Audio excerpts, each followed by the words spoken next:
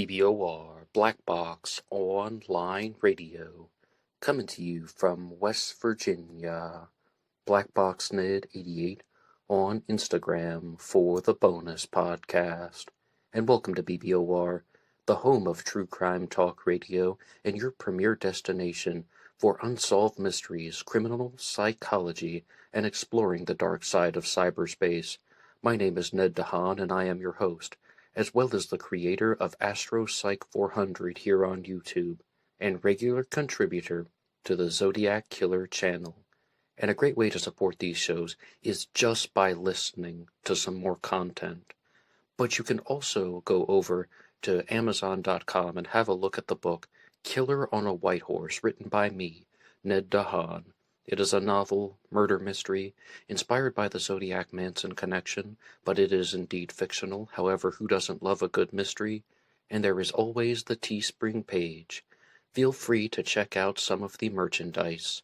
And remember, being weird is not a crime. Let the show begin. Alright, hello everybody. Today is Monday, another Zodiac Monday. Welcome to the show. How's everybody doing? Hope everyone had a good weekend.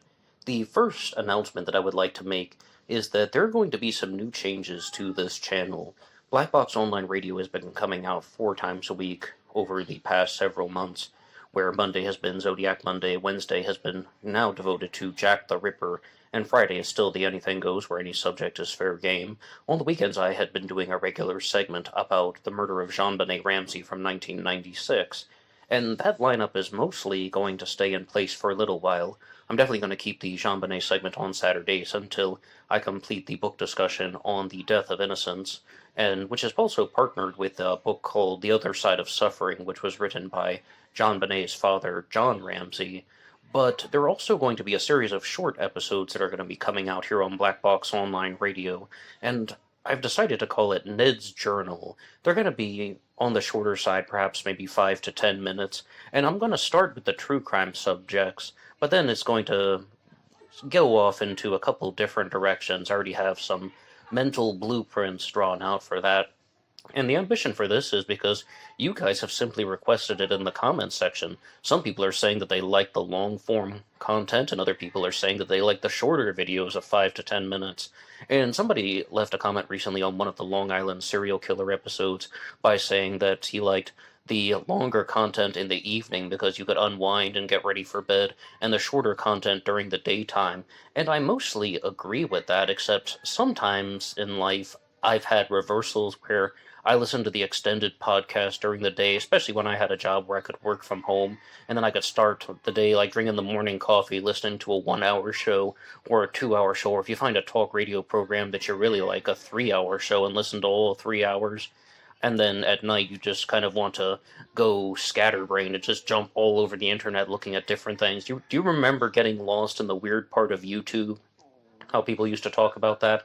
So I'm going to start with some true crime content for Ned's Journal, and I'm going to try my best to regularly upload it on both Instagram TV and here on YouTube. But look out for some shorter segments, and as always, you can hit the like button, subscribe, as well as follow on social media. My personal Facebook is in the description box. That's another great way to stay in touch. I mean, the absolute best way is to just put your ideas in the comment section down below for future episodes. Some people like to send it to Facebook, or if you have long-form pieces of information you'd like to share or attachments, you can write the show at BlackBoxOnlineRadio@AOL.com. All of this info is in the description box. And a great way to support all of these efforts is to go over to BuyMeACoffee.com. BuyMeACoffee.com/BlackBoxNed88.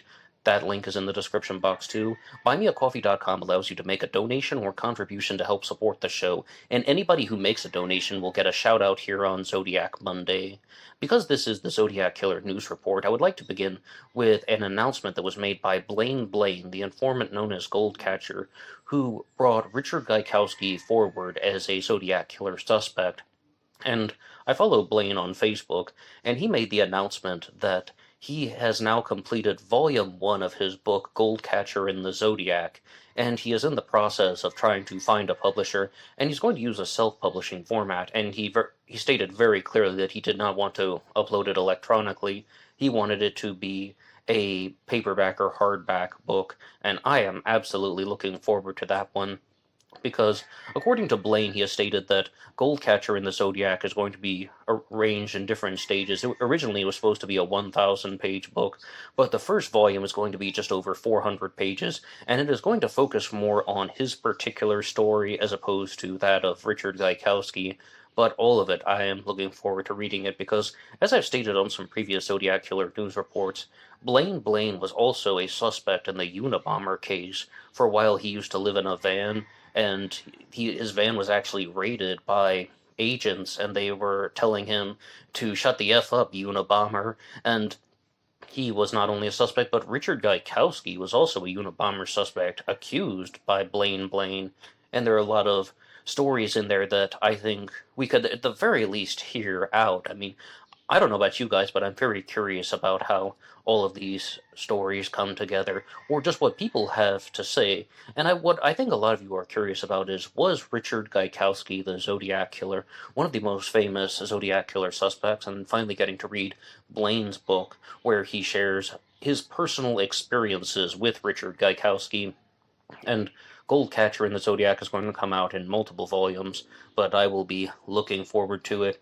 Richard Gaikowski is perhaps one of the most famous suspects because Tom Voigt of ZodiacKiller.com has been exploring Blaine's material. He said that he has been interviewing him for over a decade, and what Tom Voigt stated was that he not only just accepted Blaine's words as some type of gospel, he went back and verified some claims. So I'd be curious if he were to post some type of review about Goldcatcher's Volume 1 of, well, I should say Blaine's Volume 1 of Goldcatcher in the Zodiac, as well as, of course, I mean, you can look out for responses here on Black Box Online Radio. The second piece of news is that last year I collaborated with the YouTube channel Horizon's Eye Productions, and I did an episode for that channel called The World of the Zodiac Killer, 50 Years of Terror, where I looked at not only the murders that were committed by the Zodiac Killer in 1968 and 69, the murders of David Faraday, Betty Lou Jensen, Darlene Fair, and Cecilia Shepard and Paul Stein. Those murders are called the canonical crimes or the accepted Zodiac murders, but making a list of all the crimes that, I could think of off the top of my head, because I thought that it was rather noteworthy that one of the earliest sets of murders that has been attributed to the Zodiac Killer is the Phantom Killer shootings, the Moonlight murders of 1946 in Texas, and that there's a Zodiac Killer suspect named Ted Kaczynski who was apprehended in 1996, 50 years later, and the enormous amount of crimes within that 50-year time frame that have been attributed to the Zodiac Killer. It is just shocking that so many people think that there is just this one person that is committing all of these murders in the 1940s and 50s and 60s. And then there are other types of theorists out there who think that the Zodiac Killer began killing in the 1960s and then went on to commit crimes all the way through the 70s and the 80s and possibly even into the 90s. So I think that what I wanted to do was I wanted to organize that into somewhat of a chronological list.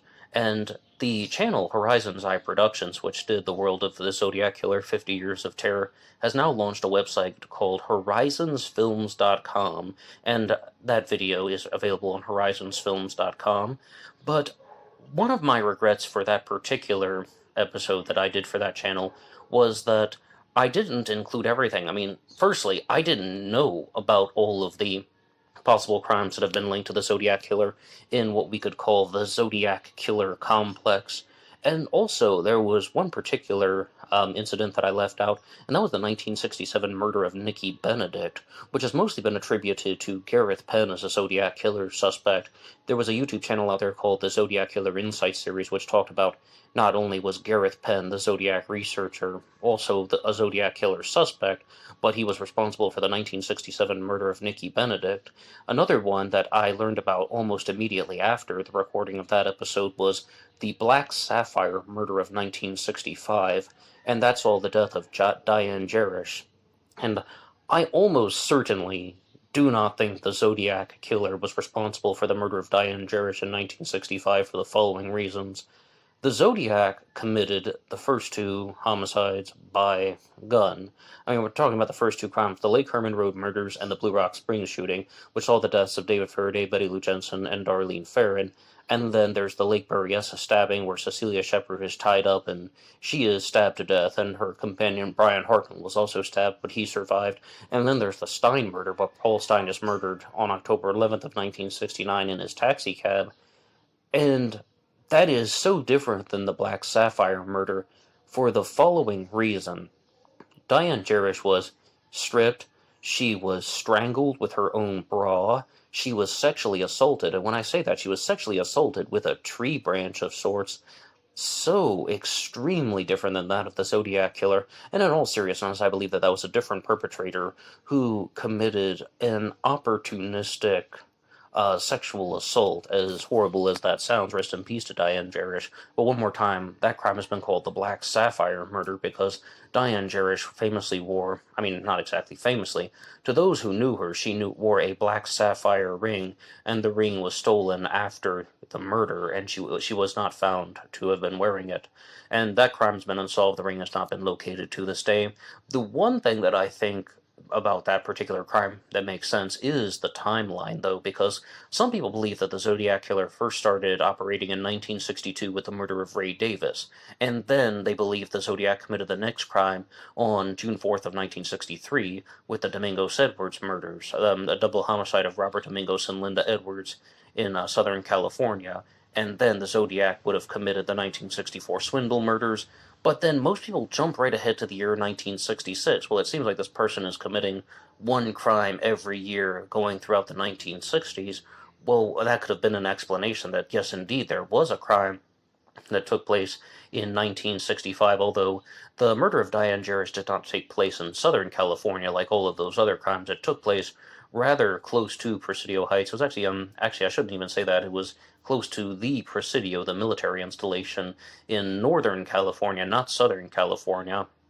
So that is very simply a different location altogether. But you have 1962, 63, 64, 65, then going back to the 1966 murder of Sherry Jo Bates, and then the 1967 murder of Nikki Benedict, which was a stabbing, and then the 1968-69 crime spree, where someone is committing roughly one murder a year, and then there is a large explosion of crime that takes place in 1968 and 69. This person has gone from being a serial killer to becoming a spree killer, and then they would have developed the Zodiac persona, the mailing of the letters, and some people believe that the murder of Paul Stein in 1969 was not the Zodiac killer's final crime. They believe that the Zodiac then switched to abducting the victims, abducting Kathleen Johns off of Highway Route 132 on March 22nd of 1970, abducting Donna Lass in Nevada, nonetheless, on September 6th of 1970 from the Sahara Tahoe Hotel and Casino, and that the Zodiac killer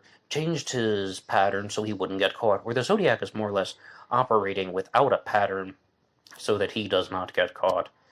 And I would like to move on to the next piece of Zodiac killer news, and that is that there is now a miniature book that is out by Chad Burke. I learned about Chad's material from the Zodiac Killer Library, which is a Facebook group, and Chad would frequently post attempted solutions to the Zodiac Z13 cipher.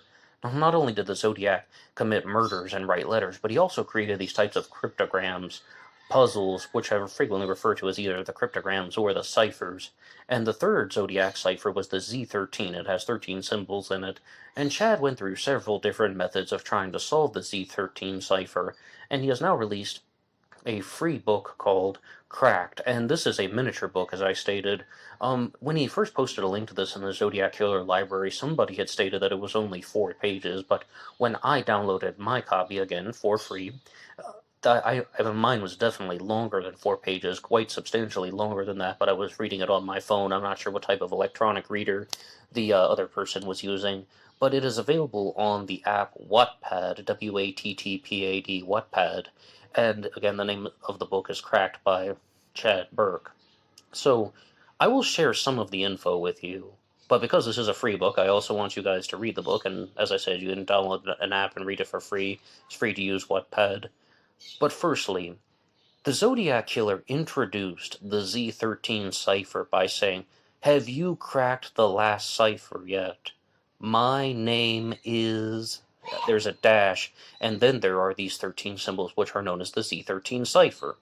Now, some people think that that is because the Zodiac Killer famously stated that he was hiding his identity in the ciphers. And when he says, have you cracked the last cipher yet? Oh no, you probably haven't. So, well, here's a new way of trying to obtain my name. You know what, you haven't solved the Zodiac Z340 cipher yet. Here is a even easier attempt at finding my name. 13 symbols, maybe his name has 13 letters. So, I mean, that could be the genuine function and intention of the Z13 cipher. But what Chad Burke was thinking is actually something that other people have thought about, and that is that the 340 cipher, the Zodiac's second cryptogram, might actually have a certain piece of relevance on the Z13.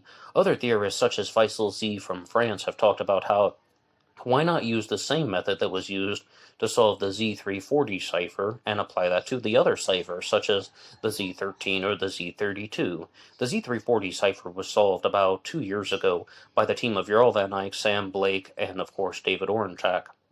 And it was revealing the solution. I hope you're having lots of fun trying to catch me. That wasn't me on the TV show, which brings up an interesting point about me. I am not afraid of the gas chamber.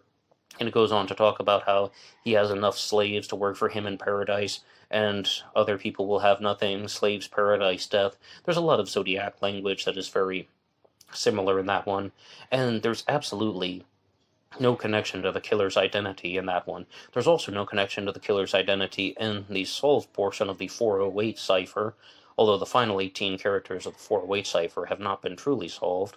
But that could have been a clue that, well, I mean, I'll just share some things that Chad has shared not only in the book but also to me, and that is that the Zodiac may have thought that no one was going to solve the Z340 cipher. He may have thought that it's been months now and no one has solved it. I mean, 1969 is when the 340 was mailed, and in the spring of 1970 there is the Z13. So this person thought they solved the Z408 cipher so quickly. Don and Betty Hardin solved that one in a very short amount of time, and they obtained the solution. I like killing people because it's so much fun. It's more fun than hunting wild game in the forest, because man is the most dangerous animal of all. I mean, that solution was obtained easily. With the Z340 cipher, I genuinely believe this, mind you, that the killer expected that it was going to be solved relatively fast. He didn't think that it was going to take 52 years or whatever it was to get the solution to the Z340 cipher. So, that person could have thought, all right, I'm going to use that same method, and then there's going to be a particular way of sharing his identity without directly getting caught.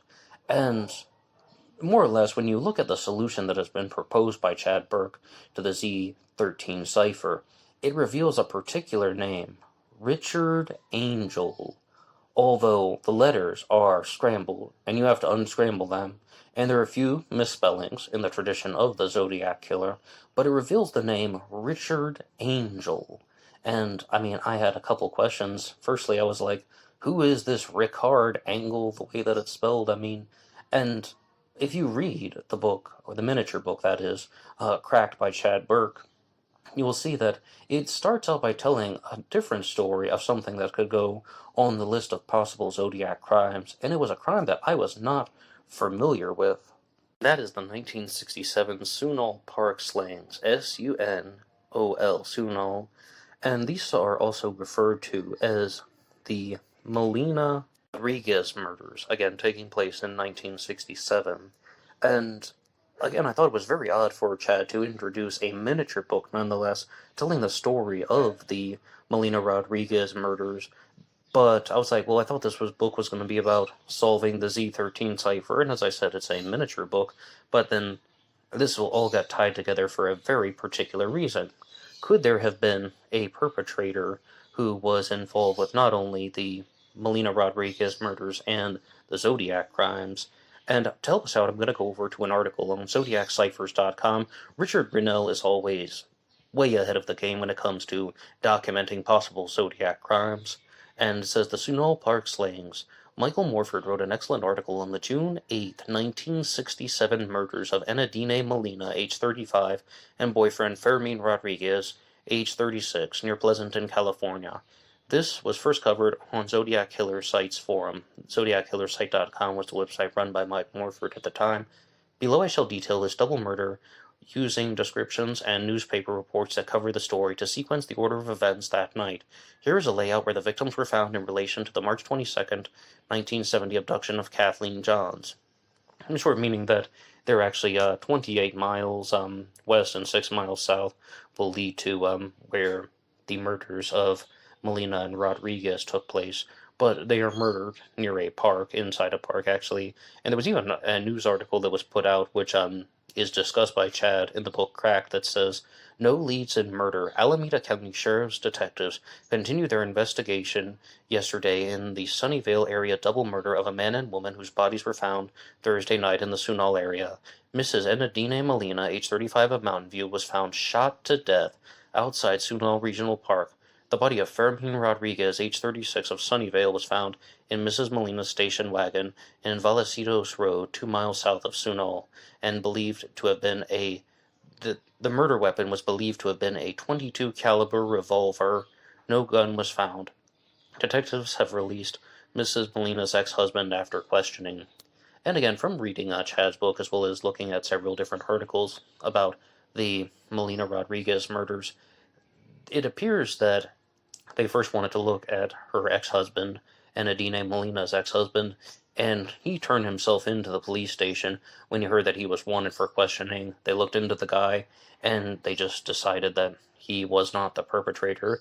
As far as using a .22 caliber revolver, as I understand that this might have to do with the fact that no shell casings were left behind, and if a large amount of bullets had been fired, then that could have been from a .22 caliber revolver.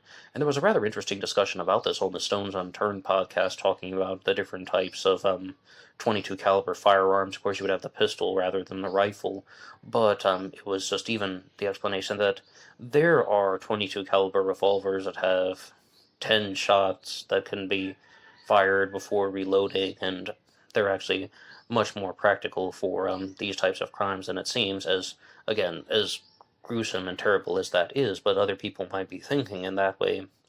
According to detectives in the regional park, a naturalist named Richard Angel called the Santa Rita Sheriff's Substation last night, Thursday, June 8, 1967, and reported hearing 2 shots in the park area at 10:05 p.m.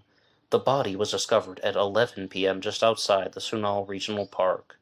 And there you have it. The name Richard Angel, now becoming a Zodiac killer suspect. And he was a naturalist, and he was the regional park naturalist.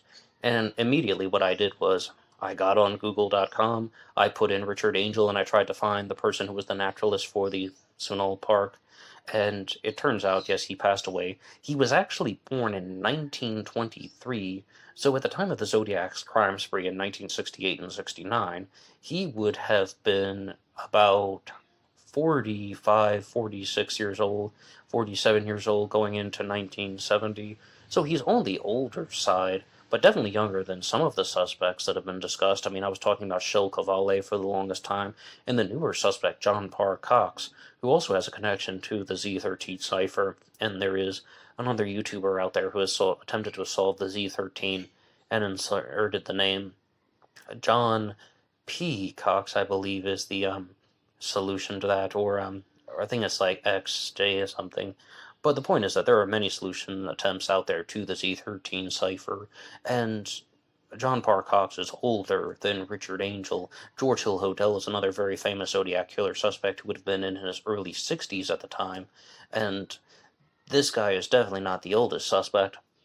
I am still learning about him. I only learned about this guy because of Chad Burke's attempts at solving the Z13 cipher, but Richard Angel is the person who reported the crime, and on his way back to the substation at 2:30 a.m., Deputy George Robinson spotted a station wagon parked along Vallecillos Road about 6 miles from the park and stopped to check it out and found Rodriguez's body.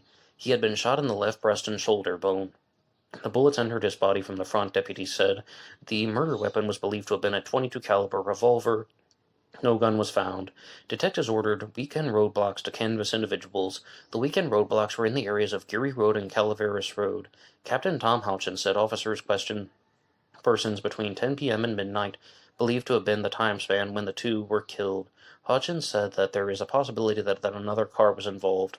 A Mountain View man, Joe Martinez of 1819 Birch Street, was the ex-husband of Enadine Molina, and he turned himself in to the Sunnyvale police station after hearing that he was wanted for questioning.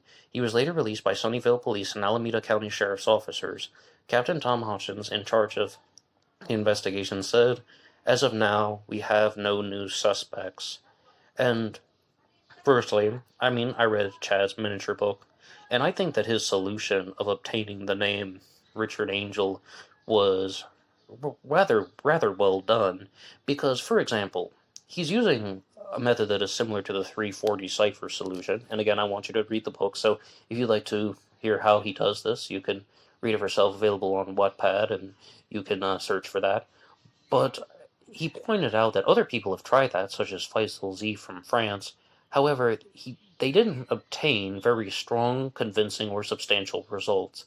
The solution that Faisal Z proposed was the 340 actually needs characters to be eliminated, and then you can have these types of letters that are going to remain, and in short, the letters are going to morph into K-A-Y-N-R, Kayer, and he believed that was actually the name of Lawrence K. Lawrence K changed his name from Lawrence Klein in the 1940s, and he also used the alias Lawrence Kane, but I just didn't think that. Some of that just goes off of my instincts, that I don't believe that that's the genuine intention of the Z13 cipher, to just have some type of elimination process and remove letters, and getting an incorrect spelling of someone's last name that has only 4 letters.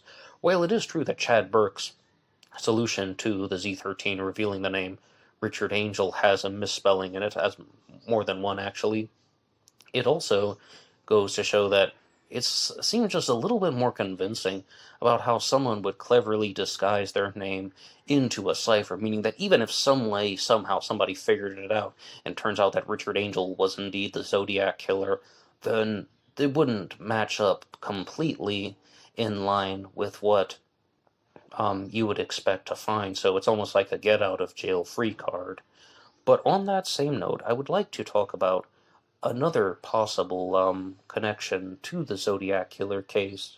I have to give credit to Neil Arnold, who runs the Facebook group Just Another Zodiac Killer Group, and he wrote out a post saying, "It has often been theorized that the Zodiac killer may have been inspired by other serial killers. In spite of his alleged mystique and aura, the Zodiac certainly wasn't original. In August of 1930, a young couple were found slain on a beach in Ensenada, Mexico." I always do that. Ensenada, Mexico. For some reason I slipped back in just Spanish 1 class from the 8th grade. Mexico. They had been stabbed to death. The couple were due to be married the following month, and their names were Francis Conlon, age 24, and the fiancée was Lois Marion Kentel, age 23. Conlon was from California, and Kentel was from Los Angeles, and they had been camping in the area where they were discovered in their pajamas near their disturbed campsite. Strangely, in the sand, a book entitled The End of the Honeymoon was found. The only clue left by the killer were a set of tire tracks from an automobile that was left on a nearby road, in a sense of eerie shades of Lake Berryessa, and yet several decades previously. And there was an article that was written about this, saying, "Seek motives for slayings at Ensenada. Tracks of auto only clue to double murder of man and girl. Ensenada, Lower California, Mexico," which I believe means Baja California. We have Baja California Norte and Baja California Sur. On August 27th, again, of 1930, a motive for the brutal slaying of Francis Conlon, age 24, of Monrovia, California, a businessman, and his fiancée, Lois Marion Kentel of Los Angeles, a sorority girl, was sought by Mexican-American authorities. The bodies of the couple had been stabbed to death by an unknown assailant, and they were found on the beach yesterday, near the spot of a campsite and a campground that was evidently hastily broken up. So, again, big thank you to Neil Arnold for posting this. And this goes to show that no matter what your theory is, There were a lot of these types of criminals about. This is decades prior to the Zodiac killer crimes, and to the credit of Neil Arnold, he wanted to state very clearly that a crime from the 1930s was something that he thought was perhaps too early to have been the Zodiac killer. This isn't a genuine connection, but the fact that these things are shared in newspaper articles, could this have been some type of influence on the Zodiac killer planning the Lake Berryessa stabbing on September 27th of 1969? And I definitely think that that's possible, but what I think that is even more important to note is that there are these types of sweetheart slayers. There are these types of people who go after couples in secluded areas. Sometimes they go after single individuals in secluded areas. I remember once I was watching an episode of 48 Hours and they were talking about a murder that was committed in the Sierra Nevadas of California, and it was in a very, very remote area where some people had a cabin that was like 50 miles from the nearest town, and they were talking about how when you live off the grid like that, you have to carry a weapon, you have to carry a gun or some type of protection, not against predators, no, but against other people, because when people know that they're that far away from law enforcement, they're that far away from civilization, they will harass you, they will attack you, and it is a very dark and disturbing aspect of human nature. And these types of sweetheart slayer crimes happen all the time. And I'm using the term sweetheart slayer because that was a term that was used in the early 1960s for the perpetrator who was responsible for the Domingos Edwards murders and possibly the Swindle murders in 1964. Very early on, they believed that there was a link between those crimes. I even read some of the original news articles about that in an episode here on Black Box Online Radio called The Swindle Murders Early News Coverage. And again, you can like, subscribe, visit some of the episodes on BBOR. But let's look at that. Let's look at these crimes going back to 1946, where you have the Phantom Killer operating in a very similar way, going after the couples in Lover's Lanes. The first attack is on Jimmy Hollis and Mary Jean LeRae in February of 1946. The second attack actually resulted in a double homicide, the murders of Richard Griffin and Polly Ann Moore. The third attack was perhaps the most famous one, the murder of Betty Jo Booker and Paul Martin. And then there was the attack on Virgil Starks and Katie Starks in a farmhouse where, okay, they're not in a secluded area, that's a home invader, but that's actually rather different to were rather consistent with the way a spree killer operates, according to Dr. Anthony LaPaula, where you would have somebody murdering victims in a secluded area, and then they're going to change the pattern so that they do not get caught, or they're going to do something that's a little bit more unpredictable. And with the Zodiac killer of the 1960s, a very similar thing could have happened. But okay, that's the Phantom Killer. Then I also read off the story of the Forest Phantom recently here on Black Box Online Radio on one of these Zodiac Killer news reports, and the Forest Phantom wasn't exactly a serial killer because I believe he only successfully murdered one person, but he snuck up on multiple cars in the state of Maryland, and again was trying to murder people. And I've talked about how I learned about the Zodiac Killer from America's Most Wanted when I was a kid, but at the tail end of my watching America's Most Wanted, I remember a particular story that I thought was so odd, and it was that a man was wearing a mask that was rather similar to Michael Myers, but it looked a little bit different, some type of blank, pale-shaped mask, and he was carrying a garden tool. This part I remember very clearly. It was not an axe, it was not a hatchet, it was some type of similar garden tool with a sharp edge, almost like a pruning saw or something of that nature. And he's wearing this mask, and he approached a man and a woman in a parked car in a secluded area, and he just started beating them with it and trying to, well, murder them. And I was like, what an odd crime. I mean, he wasn't saying anything. He's wearing this mask that hides his identity, yet he's targeting these people. And Ed Edwards is another serial killer who targeted couples parked in cars in Lover's Lane type settings. So these types of crimes happen all the time. They're aspects of human nature where people are going after individuals in vulnerable settings, and one driving force behind this could be heterosexual animosity. Someone is very upset that they are not involved in some type of physical intimacy with a partner, so they're going after other types of, or they're going after people who have the opportunities to experience physical intimacy. I mean, that could definitely be an underlying structure of the factor. The conscious aspect of the killer is most likely he wants to commit a crime, most likely a double murder, and not get caught. And I believe that with all of these cases, the Phantom Killer, the Forest Phantom, Ed Edwards. I'm even looking at these new crimes that I've been discussing here.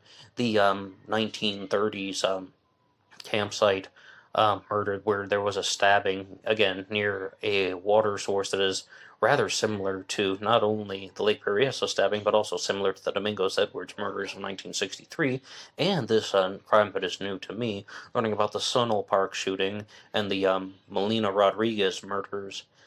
But here is a big difference between the Melina Rodriguez murders and that of the Zodiac Killer. The Zodiac Killer never murdered anyone over the age of 29. Paul Stein, the taxi driver, is the oldest victim of the Zodiac Killer, and the rest of them were couples parked in, again, secluded areas.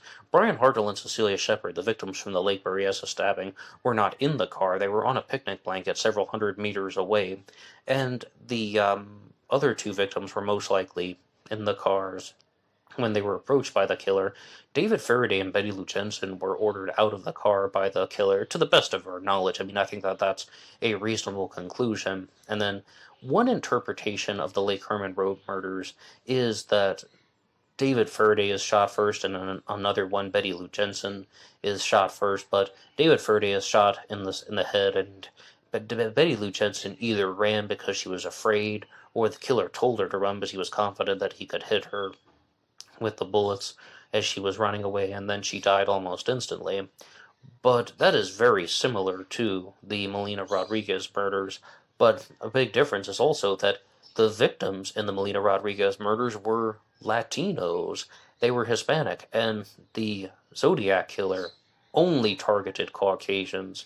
That is something that is rather odd when it comes to the Zodiac's consistencies. The consistent behavior of the Zodiac Killer that I've identified in the past result in dealing with the use of automobiles. The victims are either found in the car when they're approached by the killer, or at Lake Berryessa, I said they're not in the car. Well, the Zodiac went back and wrote a message on the car door, but also all of the victims were Caucasian. All of them were under the age of 30, mostly targeting young people. And Paul Stein is the only one who was not accompanied by somebody, and he was 29. But David Faraday and Betty Lou Jensen were 17 and 16 years old, respectively. I mean, very, very much on the younger side. And then you have the Melina Rodriguez murders, where the victims are in their mid to late 30s. And it's a very similar crime, but that is something that is worth noting, because serial killers don't always follow a pattern, and serial killers don't always play by the rules.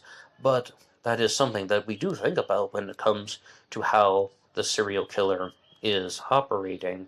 And I've been noticing that there are lots of certain patterns and trends and similarities in human behavior. And I mean, think about all the crimes that have been discussed here, and all of the aspects of human nature that have been discussed. And I've been putting these types of observations together, and I'm planning on releasing something. I'm planning on using that for a project, or maybe even some type of book in the near future, but I'm not exactly sure how to arrange everything, so please look out for that, and please stay tuned to Black Box Online Radio if you're curious about human behavior and getting inside the mind of a killer, and I'm hoping that I'll be able to share more with you guys in the near future.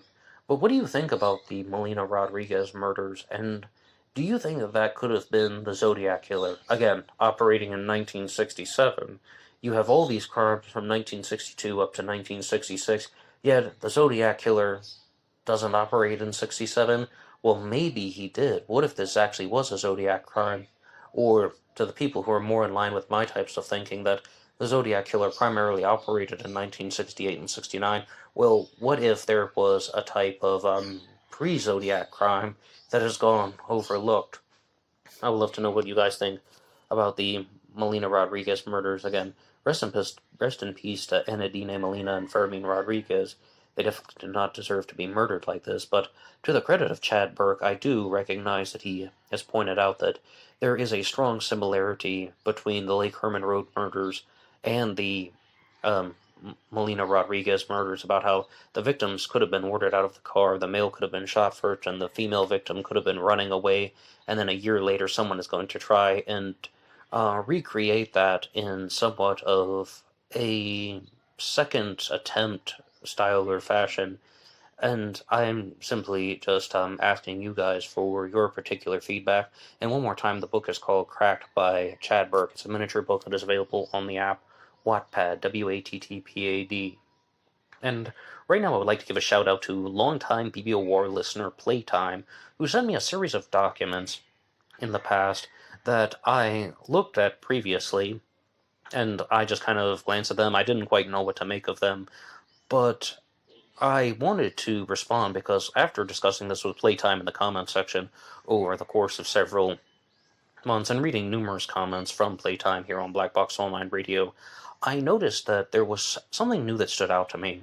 One of the documents that Playtime sent to me was related to the lunar cycles and the lunar calendar, and that the lunar calendar has not 12 months like our calendar, it has 13 months of 28 days. And certain days were also highlighted in terms of how, if you were to arrange 28 days into rows and columns, I mean, what's 27, 28, what's 28 divided by 4? That is 7, right? So you would have 7 rows of 4, 4 rows of 7. If you have 4 rows of 7, certain numbers are always going to come into a particular column. And all of the Zodiac killer crimes line up in the first column of the 28-day lunar cycle calendar. And that I just thought was rather shocking. I mean, the first crime was December 20th of 1968. The second was July 4th of 1969. The third was September 27th of 1969. And the fourth was on October 11th of 1969. And you might be thinking, well, yeah, you're just kind of messing around with the arrangement of rows and columns, or, I mean, you might have just picked up a lunar calendar map, and then that's all just coincidental. And my honest answer to that is no, it is not. Because you either would have to arrange 28 in only certain combinations, like arranging it in 4 rows of 7, I think makes sense because there are 4 weeks in a month, and there's 7 days in a week. So then by doing that, only certain numbers would line up in the first column, and each of these crimes occurred in the first row of the column, and I just think that's a rather interesting observation, and it also ties into some things that were shared by Michael Cole, author of the Zodiac Revisited trilogy, when he pointed out that the Zodiac killer seems to be very much connected to astronomy rather than astrology. And rather the things like the actual zodiac signs like Gemini and Taurus and Libra. And if anything, the Zodiac killer could have been connected to the sign of Taurus, because as Playtime talks about this, the symbol in the Z13 cipher, this 8 with a circle around it, could be the sign of Taurus. And actually, numerically, in the lists on the lunar calendar, the first 3 Zodiac crimes are attributed to the number 8, the Lake Herman Road murders, the Blue Rock Spring shooting, and the Lake Berryessa stabbing. But of course it doesn't work out perfectly like anything in Zodiacology. The murder of Paul Stein does not match up to the number 8, but there are only 3 8s that are used in the Z13 cipher. If there's any Zodiac sign involved, I mean, there's a reasonable case that it could be made that it comes from the sign of Taurus. However, if you just accept this from the first premise that there is a connection to the lunar calendar in the Zodiac's choice of crimes and activities, like these dates that the Zodiac killer chose to operate on, December 20th of 1968, July 4th of 1969, September 27th of 1969, and October 11th of 1969, maybe they are not arbitrary, maybe they are not random. Instead, this could have been a killer who was trying to choose dates that had some significance to the 28-day lunar calendar, and I know that Playtime is going to try and expand this into a larger theory related to the Zodiac killer's CIA connection by stating that these are the Dali days. If you divide the calendar into 13 months of 28 days, then the first column will become the Dali days, and that it's named after Salvador Dali, the founder, or the perhaps most prominent individual in surrealist art, and that's when certain crimes are committed by the CIA, and they try to pass it off as the occult. Some people think that this is done to try and influence modern culture, and other people think this is also just the New World Order running wild and trying to destroy humanity, but all the same while maintaining power. I mean, if they were just to launch some war and just execute hundreds of thousands of people, some way, somehow, they would be overthrown. By doing it in this secret, covert type of way, they're allowed to destroy humanity and still maintain the existing power structures. I mean, those types of theories are very, very enthralling to explore, but I'm definitely not convinced of that 100%. But I think that is a stronger observation, and this is that all the dates of Zodiac activity are lining up in the first column of the lunar calendar. So I thank Playtime for sharing this to me, and I also apologize for not responding to it sooner on Zodiac Mondays, but from now on, I'm going to try my best to, keep up with you guys in the comment section. And also, sometimes people share things with me, and I genuinely do not have a response yet. I don't quite comprehend it, and I need to evaluate it, and sometimes you just need time to digest the information. But you can hear all about that in the news segment, Ned's Journal, which will be coming out here on Black Box Online Radio, hopefully regularly. I'll try to upload frequently. Back in 2019, I did some of this where I had the mini episodes. I would do an episode that was about 20 minutes every day, and then I would do a smaller episode that was only around 9 or 10 minutes long. I called them the mini episodes. And that was rather easy to record because I was only doing the Black Box podcast at the time, back when they had the pink bubbles on there.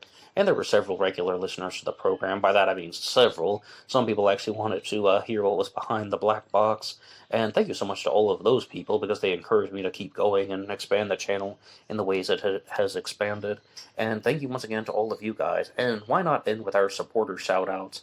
Our first supporter shoutout comes to us via the Super Thanks on YouTube, and it comes from Batman66. Batman, Bruce Wayne, I appreciate all of your consistent support.